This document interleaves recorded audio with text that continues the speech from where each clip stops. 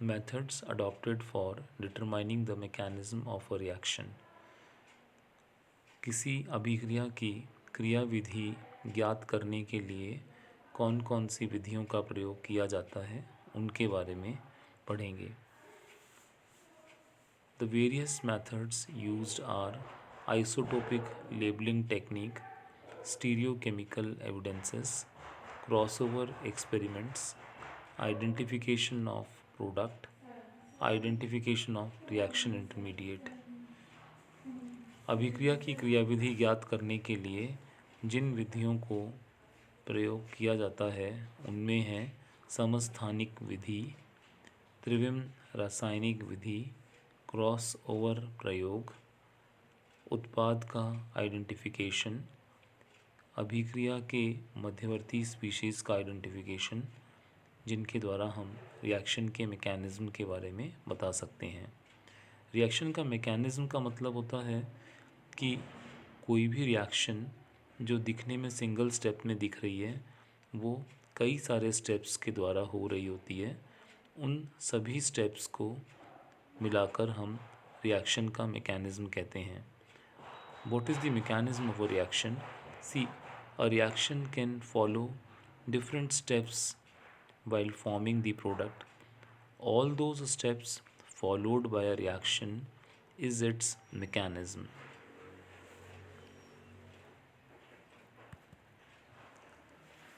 The first method is isotopic labeling technique. पहला method है isotopic labelling technique.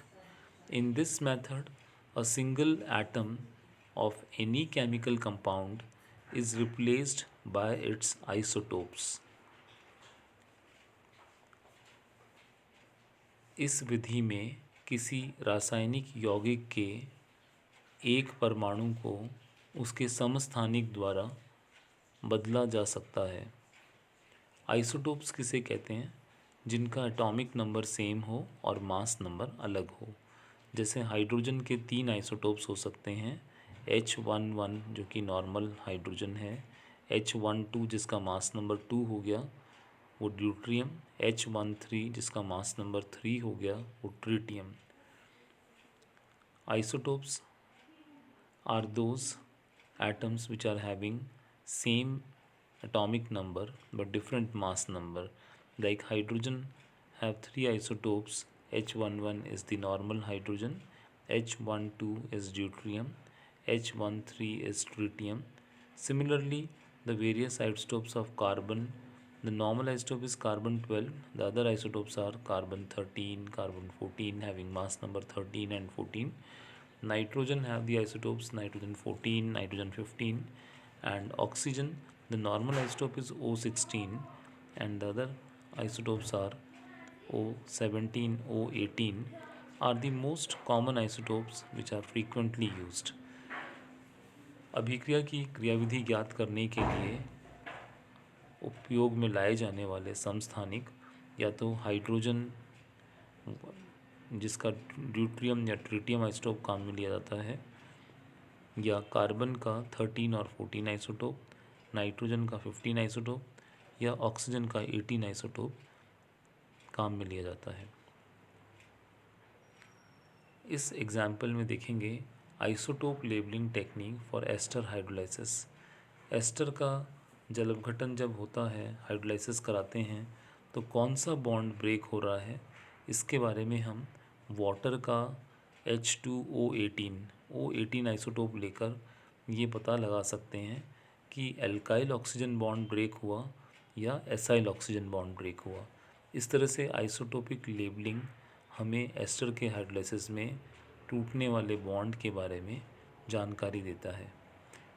जब ethyl acetate reaction में देख रहे हैं, इथाइल एसीटेट को H2O18 से रिएक्शन कराते हैं तो इससे हमें 2 प्रोडक्ट मिल रहे हैं, एक है एसिटिक एसिड और दूसरा है इथेनॉल। अब किस तरह से हम H2O18 काम में लेकर ये पता लगा सकते हैं कि कार्बोनिल ग्रुप के साथ जुड़ा हुआ ऑक्सीजन का बॉन्ड CO के साथ जुड़ा हुआ ऑक्सीजन का बॉन्ड टूट रहा है या CH2 के साथ जो O का बॉन्ड है वो टूट रहा है। CH2 के साथ O के बॉन्ड को हम एल्काइल ऑक्सीजन बॉन्ड बोलेंगे, और CH3CO के साथ जो ऑक्सीजन का बॉन्ड है उसको एसाइल, बिकॉज CH3CO ग्रुप को एसाइल ग्रुप कहते हैं, इसलिए ये CH3CO के साथ जो ऑक्सीजन का बॉन्ड है वो एसाइल ऑक्सीजन बॉन्ड कहलाता है। अब नीचे आप देखें, इथाइल एसीटेट की रिएक्शन जब H2O18 से कराते हैं तो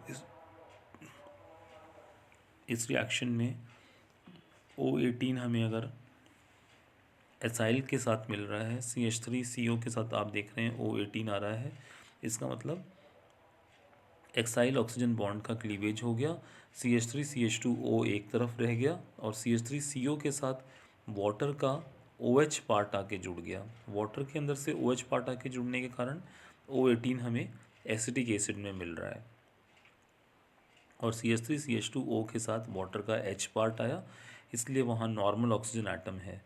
तो इस तरह से एसाइल ऑक्सीजन बॉन्ड के क्लीव होने पर जो लेबल्ड आइसोटोप O18 का है वो एसिटिक एसिड में होगा और इथेनॉल में नॉर्मल ऑक्सीजन एटम होगा।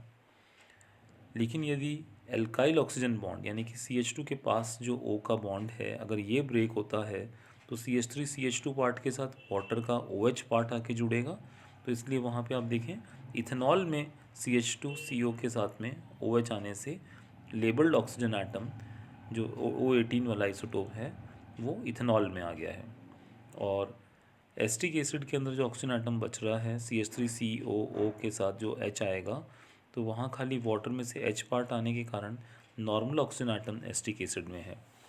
तो इस तरह से अगर हम कह सकते हैं लेबल्ड ऑक्सीजन एटम वाटर में लेने पर हाइड्रोलाइसिस से अगर एसिटिक एसिड में लेबल्ड ऑक्सीजन मिलता है तो एसाइल O बॉन्ड क्लीवेज है, और अगर लेबल्ड ऑक्सीजन एटम हमें इथेनॉल के OH बॉन्ड में मिलता है तो इसका मतलब एल्काइल O बॉन्ड क्लीवेज है। तो इस तरह से हम कौन सा बॉन्ड क्लीव हो रहा है इसके बारे में आइसोटोपिक लेबलिंग से पता लगा सकते हैं।